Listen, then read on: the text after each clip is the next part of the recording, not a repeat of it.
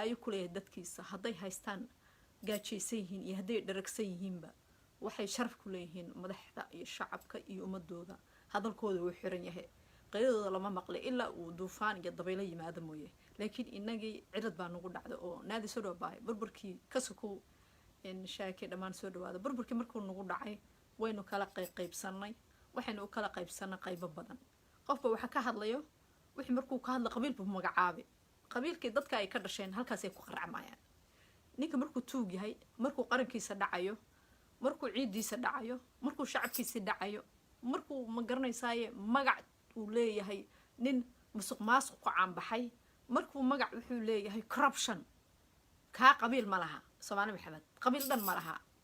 hadduu aabaha yahay hadduu abtigaa yahay hadduu ehelkuu yahay inta waxba kaagama jiraan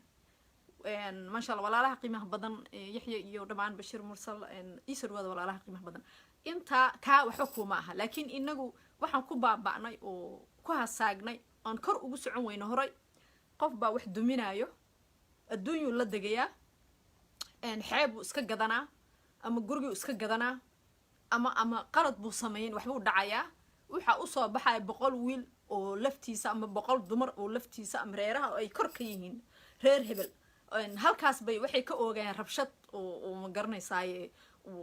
waqooyi bari ka kala socotay koonfur galbeed halkaas xamaasad dagaal ka imaanay marka maxaynu dal difaacnaa qofka ruuxa noocaas oo shalay markaad ehelkiisa iyo qaraabadiisa iyo tolkiisa aad ahayd wax ku qaban waayay ma laga yaabo xataa inuu magacaaga telefoon xataa u ka qabanaynin laakiin today waxa dhaxda ugu duubanay dadkii ama halgamayaasha ama wiilasha halkan ku jira ama gabdhihii markay runta ka hadlaan waa leedahay maxaa oga hadashay na qabiilkayga wax ka sheegtay walaal waxaas inaynu samaha aynu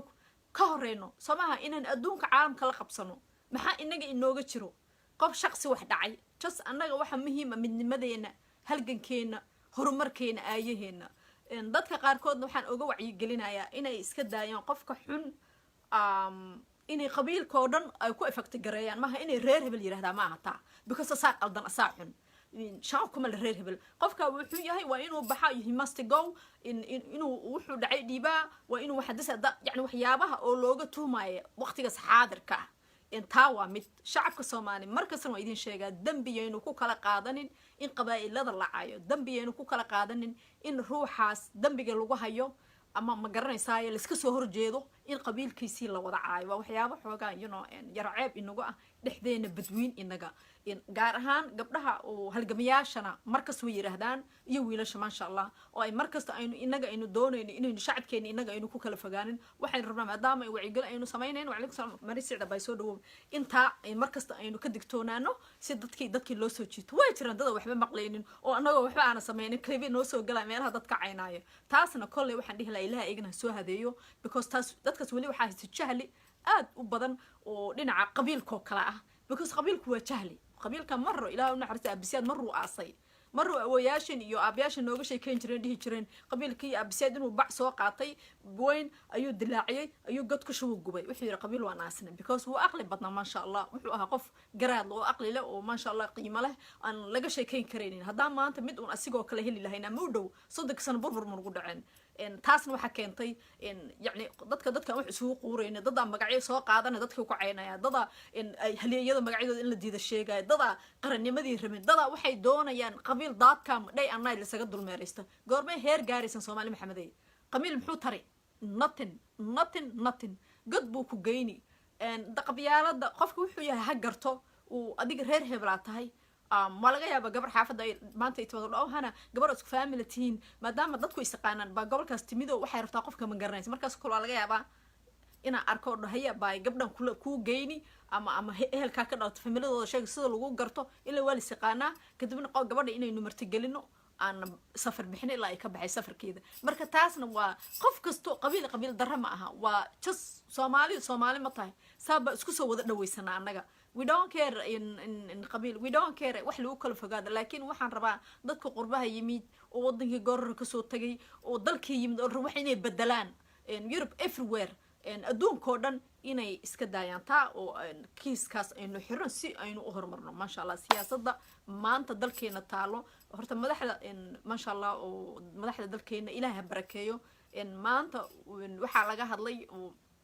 أحمد مدو وكهذا يرى كوا كلا أو معارضة يراهدين إن دولة فدرالك وحاس مرة بإن يراهدو عيدا كا إن محي هي فدرالك قرقر يهرم عس يدنمنا إن لا تبر دولة تركيا معها سمت لك ذات مركا إن واحد ده لها قف كمركو يهي قف قرن وقف يهي دلكيس الشعلي هاي كوا معارض كانوا بدين كلمة هاس because وحي دي ذيان إنه عيدا كنسبة إن هير لجار إن عدو إن يونا لقى حوق بدي ست مار إنجي أين معارض وماشي أقبحه ما دونه وحي ربان إنه ضل كوي بربره إن لا يسكب بابه إنه نقولنا ضل يضط عن ضل لهين وديارها الرشيسو إن أنت قاعد أن أقصه بحنا أنت دبات أقصه بحنا وحصلنا وحى كيني كرو تفرارقة إن أباي معكم مسوق من كرو فون مسار إن شاء الله هبين كحجة بفنسو صار دونا إن وحصلنا وحى كينا بربركي صدق كسنة وحى الله برتين إن وضن كان شيء جيسه كسوق قالوا مركا يجينا هلا يابينا بكوس وحاس معاني سيول عنايين وإسليه قعدتها كبحين لكن waxa totally mamnuuca inuu qofka dalkiisa dadkiisa uu dadka loo ka xigsado waxa aad looga naxo runtii maanta kelmadaas markaan maqlay oo ayaan dhaweyd aan maqlay oo haddana aan maqlay waxaan dhahay dadkii maxaa helay oo dadkii wanaagsanaa oo dalkooda u naxay wadaaba maanta haddii Jubbaland dhib ka jirto iyo inaga badweyn dhaxweyn wada ognahay in maanta ciidanka halkaas jiro in la isweerarayo in ciidankii ay laga xureeyay in xuduudka la soo xiray in baale iyo dhulkaas ay ku go'doonsan yihiin in sheekada ay qarar taaganta waan is ognahay كياتي جبهة سو سميس بود قريني إنه كوكا شفاي ونفتي سو بقايا كل أدونك وحواي ضدكو مركي دجال دع بوهشيس دع إن دلني يرضي إن Jubbaland كدجال لما يسيني صد أفرت نركون بدلنايا ووحلو فرحو قيمة بدن ما شاء الله وحن اللي جوليست وودنيين ضدكو ضد شعل وضد دريمة يسومالين ماذا وضد دريمة يقيمها ودنيين مركون طلعوا هلا بيودني ضدكو وشعلين لكن waxa imaaday is-afgaranwaa oo dhinaca Jubbaland iyo dowladda federaalka ah oo la rabay in la isku tanasuno taana waxay noqotay in kursiga lagu dhago oo dadkii shacabkii ku kala fogaadaan oo qabaa'il loo kala baxo taasna waxaan leeyahay ummadda Soomaaliyeed effect gareynin markastaba iyo idin effect gareynin siyaasi maxay ahayd in dana gaar uu wato inay dadka shacabka halka ay ku baabeen inay dadka qabiil u kala qaybsamaan inay ummadda qabiil uga aflagaadeynin inay dadku walaaleeyihiin ay gobolka wada degaan ama Jubbaland oo kale ay marka horaaba ay dhibaatooyinka iska jireen marka waxaan leeyahay dhalinyarada soo dhiibtay aad baan ugu hancelinayaa Axmed Madowbena waxaan leeyahay madaxweynaha Jubbaland please iyadoo dhiig dhicin waxba dhicin si sharaf iyo qiimo leh يعني دولة فدرال كدينكي ووضع هلا أو سوديب أو دلكاي dadkaaga waa tadkaaga xabado waxa ma tarto in duur la galo oo dhalinyarada la hubeeyo oo la isku baabaan wax qurux badan ma aha waa wiilasheen waxa dhimanay ciidanka la diray oo dagaalamay waa dhalinteeni kuwa la soo hubeynay waa kuweeni ayagu ba isku baabaayo ninka siyaasiga bir diyaaradu raacaya Kenya u tagaa mudanku rubu tagaya waxa baabay waa ummad Soomaali waxa qaxay waa ummadeeni dadkeeni baa qaxay ana maanta balad xawaan wacay magaalada waa laga qaxay laakiin waa lagu soo noqday dadkii shacabka degan waxay diidayaan in xabada iyo dhibaato ay ku dhacdo marka alxamdulillah waxay dhalinyarada soo galayso oo ciidanka Jubbaland oo soo dhiibay dowladda federaalka waa wax aad u qiimo badan dadkii waxbay fahmeen wasiirka arrimaha dibadda oo Jubbaland iyo kii ciidanka kulli saddex soo dhiibtay oo magacyada inta uu ku soo koobi kar beejkayga saarnaayeen arrintii way soo yar xumaatay oo dadku waxbay fahmayaan oo dadku waxay leeyihiin anaga dagaal ma doonayna lama dagaalayna dadkeeni Soomaaliyeed aynu isku dhiiganahay hambalayaan leenahay taa marka waxa meesha ka baxay cadawii waxa meesha ka baxay jaajuusiintii waxa meesha ka baxay qoladii Kenya oo jabhada u soo sameysay oo lahayd Jubbaland halka u fadhi badii ka weyn garay wax isku qasay meesha sharci baa jiro ciidan la soo diray jabhada la abuur dadka lagu ma baabiyo waa sharci markay dadkeen rusheynayeen oo hubka ku garaacayeen deerada ku garaacayeen والله إنك لفتين قلت وحنا هدد بيال because why إن في سنة ما بقى هينبا الحمد لله وحنا الله هذا يدك قرندمسكا هو معارض كقرندمسكا وكهلا every second every minute نلشوا ده ومركز سمانتن وكهلا من حين Jubbaland نقولها عيدنك إن محي هاي قرقر iyo dowladda federaalka waxa meeshan markii xamaasad la isku waxa ka dhacay aflagaada iyo hadalla aan waxyaabaha muhiimka ah loo baahnayn because dowladdan waa dowlad jirto hor u socotay ciidankeeda dhisanaysa kuwa macaaradka midan kaga digayaan adduunkan wajiga waa baasaboor yani wax kasta dhici karo in aad dowladiini iyo shacabkiini iyo dalkiini ka soo horjeesataan horta ceeb bay idin ku tahay twitterada lagu soo qoray inta meelkasta lagu qoray waa wax ceeb waa wax fadeexa ah waa wax laga faano waa waxa anaga maanta anaga aan garnaa idinka garaweyseen come on siyaasiyiina tiin dowladda soo marteen waxbaa rabtaa inaa maamushaan waxbaa doonaysaan waxaa rabtaa inaa soo sharxdaan laakiin isil waxaad daba taagantihiin siyaasadii ummadda soomaaliyeed dowladdii ciidankeenii qiimaha lahaa inaynu wax qabsano marka ma garan karaa ma dhihi kara qof soomaaliyeed ma dhihi kari waayo qof cadowga la shaqeeya dantoodii fiirsanaya guryahoodii ugu yaala Kenya lacagihii bangiyada u taala xiriirka ka dhaxeeya oo jaajuusnimada iyo gumaystaha dalka lagu duminayo fiirsanaya ma fiirinayaan ummad Soomaali horu socodkooda wax qabadkooda inay dalka iyo dadka xiroobaan ayna ku xiroobin xuduudeen soo xirano ma eega waxay rabaan cagaha in isaga dhaganaado waxay qasayaan qabiil bay abuurayaan ummadda bay isku dirayaan reer hebel baa inacib qabiil baa la igu wadaa waxaasoo dhan waa wax aan daruuri ahayn aan muhiim ahayn waxa muhiim ah dalka in la dhiso ciidanka in la dhiso inaynu inaga maalgashano wadankeena inaynu macdanteena qodano inaynu ciidankeena completely wada dhisano oo aan Amazon iska saarno lacagtaas la siinaayana inaynu inaga ciidankeena siino adduunkan waxa lagu dadka ay ku hormaraan wanaaga waxay ku hormaraan aqligaaga inuu shaqeeyo hadad adiga wanaaga la timaadid dadku accept bay leeyihiin marka waxana baabiye waxay tahay adiga kursi hadaa weysay wax qas adiga hadad cod weysay wax qas adiga hadii wax hagaaji weysay wax qas adiga hadii wixii aad samayso ceebtaada la soo ogaado wax qas marka waxaas bay inaga rageena qaradumiska oo 200 oo wadanka walaaqay ilaa waagi qalbi dhagax la dhiibay oo loo dhiibay dawladda in lagu dhabarjibay ilaa maanta qaska la wado oo dad badan wallahi wanaagsana oo kiiskaas kullu go'ay oo ku baabaay because wax way waa god loo qaday dawladda Soomaaliya godkan way ka badbaaday because inaga ani maanta la dhibay isla markii waan fahmay inay fake tahay oo dad ay shirqooleen ummadda Soomaaliya dawladda rab in la isku horkeeno laakiin shacabkeen lagu kala fogeynayo qof walba aqlina wuu ogyahay ummadda Soomaaliyeed marka waxa la marka meel kasta ay joogtaan ummaday ka digtoonaada waxa loo baahan yahay qaranka markii la dhisaayo 30 sano uu baaba'sanaa wadankeena dib badan loo marayaa waxaad arkaysaa dhibaatooyin badan wixii in laga gudbo oo xanuun badan aana dib loo noqonin dadkan qaran dumiska ah meel kasta ku shiraan waxay ugu talagaleen dalkan inuu sidoo hore ku soo noqdo waxay ugu talagaleen dalkan inay qabaa'il ka abuuraan waxay ugu talagaleen dalkan inay baaba iyo musuqmaasuq iyo ma garanaysaa horu socod in cagaha la isaga dhago waxay ugu talagaleen inay ummadii qabaa'il markasta every second every minute ay reer hebel baa meeshan haysta reer hebel aan nacab farmaajo waa sidaan qeyro waa sidaan wasiir beelo waa sidaan disanda inay ummadii madaxa isu galiyaan si ay maanta oo dhan ugu meereystaan dadka mas'uuliyiinta dalka inoo hayo laakiin marka runta loo hadlaayo aynu runta isu sheegayno years wixii ka dambeeyay habeen buuxnaal waxba la qabanay saasa dawladda hor lagu looga dhiganay tii kasii horeysay laakiin ka laga ma hadlaynin baaba ayaalay iyo badihi la iibiyay iyo ciid la iibiyay iyo ciidanka dhibaatada ku haysatay iyo dhaqaale la'aanta cid ka hadlaysay mal wadanku u baabaasanaa ummad way qaraxa badnaa waynu burburnay waynu baabaanay laakiin maanta markay dawladda madaxa soo qaaday istir Allah ilaahay maanta ciidankiina dhista oo maxay ahayd xusuusi dalka taalooyinka la raadiyo oo haraha loo socdo waxay noqday in la isku waasho ma sha Allah midnimo jeje bay soo dhawow madaxda midnimo qaran guul gabadha soo dhaw walaal macaan adiga iyo asxaabta halka ku jirta laga meesha soo galay marka wax ka hadlay Faadimo soo dhawow wax ka hadlay ma jirin wala aamusnaa dhiiqada isaga dhex jirnay way iska walaaqanaynay gaajo iyo macluul iyo shaqo la'aan iyo dhalinteeni tahriib ciidan lacag badan ma jirin $100 oo la waayaa la helaa 8 bil 6 bil wadanku dhaqaale ma lahayn anaga cidna ma eedin laakiin wadanku dhaqaale ma lahayn hadii maanta ilaahay wax na siiyay oo rag maxay ahayd in wax garanay wax fahmaayo oo maya iyo haaga dhahayo adduunkii warqad ku maamulay haday yimaadeen oo dhaqaalihii wadanka soo celiyeen oo ma sha Allah meelihii dooriga la dhisay oo maxabiistii la soo saaray oo wadankii la maalgeliyay oo hawadii la soo celiyay alxamdulillah oo dalka hore loo socdo yaa qay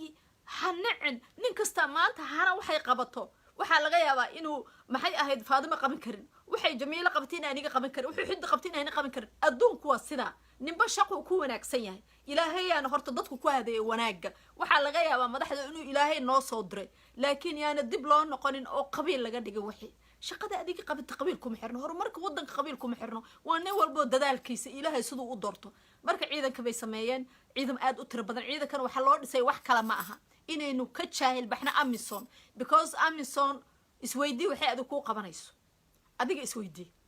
waxa soo lacag la siiyaa bartaas iska fadhidaa meelaha ay wareegtaa meelaha si socota soo socota dad baad soo dirsan anaga maana dirsan laakiin anaga xaq waxaynu u leenahay inaynu ciidanka sanadka ugu eg tahay la imaano ciidan dhisan waayo waddankeena al-shabaab degay waddankii baabo iska ahaa waddankii intaasoo albaabaa laga soo galaya waddankii wuu burbursanaa waddankii dhaqaale ma lahayn dadka qabiil bay u kala xirnaayeen ummadii soomaaliyeed waa la kala fadhiyey sanadkii 3,000 oo dowlad jirta maxamed xasano horaa loo socday marka maxaa la rabaa in dib loo in dadkii dib aysa u noqonin hore loo wada socdo maasha allah guuli gabadha maxamed wiilasheena halkaa ku jiro qiimaha hale halgamayaasha ah inaynu hor istaagno maanta dadka qarankeena hor istaagan aad waxaan ugu mahad celinayaa marwadeena maambatuula oo ururka haweenka soomaaliyeed oo runtii ciidankii halgamayay habeen hore waxaan dhahay war ciidanka kibista loo dubo oo hala garab istaago oo biyaha caanaha loo dhaamiyo aad baan ugu mahad celinayaa maambatuula oo u keentay inta xoolo dhowr xoolood iyadii dumar badan iyo maxay ahayd ciidanka waxay u baahnay cunno oo sahan ah si ay ugu qaataan markay dagaalamayaan ama markay xeryaha degayiin ama markay baxayaan because waddankeena waa isku ogtiin maanta waxaynu ku jirnaa inaynu xureyno xuduudaheenu xureysano oo adduunkii hore loo socdo looma baahan dagaal iska joogta looma baahan rabshad joogta looma baahan dadka rusheey looma baahan in maanta la iska daba taagnaado waxaynu rabnaa inaynu hore u socono wax kasta la soo afjaro nabadeynta geeska afrika ee gobolada soomaaliya baa ka socota dalkii col ma jiro dhibna ma jiro waxaa la rabaa hore in loo socdo dalkii la nabadeeyo aynu goboladeena bis ka dhigno wadooyinkeena dhisno batroolkeena qodano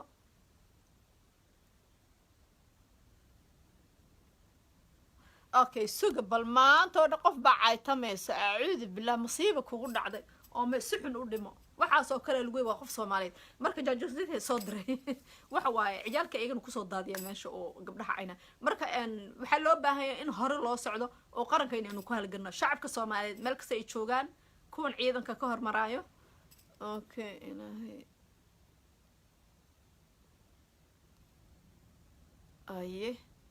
caawa oo dhan ilaa rag bacaytama anima ogeynba ma ii sheegtaan dhalinyarada meesha ku jirto iska tuuray dad hagaagsan u haystay marka ummadda Soomaaliya waxaa laga rabaa meel kasta ay joogaan in aayahooda dalkooda dadka horta waa wada qomo dadka qaarkood markay qarankii ku buuqaan oo ciidanku ku buuqaan oo hoos u dhacaan maxay rabaan Soomaali in la way meeran taas raba in ogaado maxaa la rabo doonay in la baabaa inaynu ciidan dhisanin inaynu xuduudaha la iska soo galo inaynu heer gaarin inaynu dowlad lahaanin inaynu baabaano bal maxay doonayaan dadka rabo dadka meelaha ku caynaya dadka rabo Soomaali dib inay u dhacdo okay waan tuuray intaanku liiban ma waxay doonayaan in waa haddaan arkin marka hore hagaagsan u haysan maba aqrinayo dadkaas maxay doonayaan inay ogaadaan raba inaynu baabaano may doonayaan inaynu waxay rabnaa adduunkana kala qaybsado bal wax walba oo wanaag ah habeenkii lacagta la cafinay dad baa ooynay oo dhahay waa wareeyay odayaalad la soo fadhisay waa wareeyay deyntu maxay tahay maxaa deyn cafiska maxay taraysaa hadda meen ugu badan mid kala la qaadan dasanda hay xusuustii dalka la soo celi sarab yaa la keenay war dadku maysan wadaniin ahayn mayso aqoon lahayn ma oga wadan walba in ay history leeyihiin dadkooda halgamiyaasha ay caruurtu wax ku bartaan si ay wadankooda u difaacaan ay u noqdaan dad iyo dal hagaagsan ma garanayaan wax baran aqoontu maxaa lagu dhigtaa bal horta war dadku iskuul ma tagin miya wax ma baran miya dadku mise dulli qabyaay baa maskaxda ka galay mise dadkooda bay rabaan inay baabiyaan mise horumarka aayaha midnimada ka xun dowlad wanaaga santa ana soo waxaan those people intay ka yimaadeen waxan qashinka ah halkay ka yimaadeen aan garanayna qarannimada iyo hor u socodka okay I don't know dadka meesha ka yimaadeen because waxan wax kasta dhamaad bilow way leeyihiin horumarka aayaha ummadda Soomaali waa in loo samraa sidan ahayn 30 sano aniga maniin sidan shalay ahayn maanta maniin wax walba oo wanaagsan dawladdu markay keento waa inaynu ugu mahad celinaa dawladii hore waa inaynu ugu mahad celinaa dawladda soo socod sidoo kale laakiin haday aynu noqono fawdo Twitter ku qor email ku qor ama social media ku qor this ciidanka sidanay ciidanka yaanan maxay tahay tababarkooda xumoy ciidanka yaa la tababarno barda ummadna ka war dadkooda ka soo horjeedo aqoontu way kala macaan tahay wadannimada way kala macaan tahay dadku inay wanaaga iyo waxa fiican dalkooda ku sibood gareeyaan way kala qurux badan tahay laakiin hadaan dhaho midkan bucketkeeyu ku ridanay kaliya la iga hortaagan yahay Soomaaliyeed aad baan uga xumahay wax lacag waa la helaa waa la waayaa shalay wadankii wada dhisnaa laga soo wada qaxay baa xiriir la soo dagay maantana waa laga ladan yahay qofka markuu aqli leeyahay uu garaad leeyahay wuxuu u danqadaa dalkiisa haddaan wax ka dhaxata waxaan leeyahay alla ilaahay qaladkii samaysay bartorow ka toobadkeen oo waddankaaga u istaag laakiin may habeen imaal waxay u taagay rabshad baaba oohin rafaad wax ku soo qor wax ka doorasho wanbood heer baad gaartay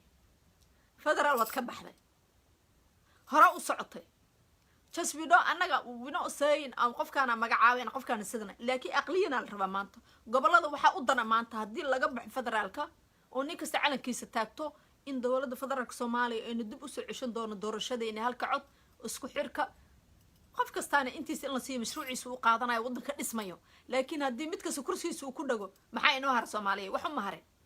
waxay noqonay baab wax Turkiga loogu shiraayo oo loogu shiraayo Kenya oo loogu shiraayo Dubai oo loo daba taagan yahay waxay doonayaan dalku in mar labaad cagaha looga dhago mar labaad dalkan in la dhaco mar labaad in la baabi'iyo in cadow loo kala qaybiyo oo baddaas ay soo noqon waxa dum iyo dam loo leeyahay oo shacabka loo kicinayo oo qabaa'ilka loo kicinayo oo lacagaha u soo bixinayaan oo la leeyahay anaa inta iskala anaa inta waxa soo dhanba maaha shacabka waa dadkan siyaasi ku sheega oo qaranka duminayo oo dadka ka soo qaata dadka shal lacagaha ka qaadan jireen oo loogu talagalay in la qaso dawladeena marka alxamdulillah shacab badan oo qiimo badan ba dawladda garab taagan ummaddu way jeceshahay inaga jecel dawladda waxa dhisan kara dadkeeda dad kale ma dhisan karo dawladda waxa garab istaagi karo ummadeeda markii runta loo hadlaayo okay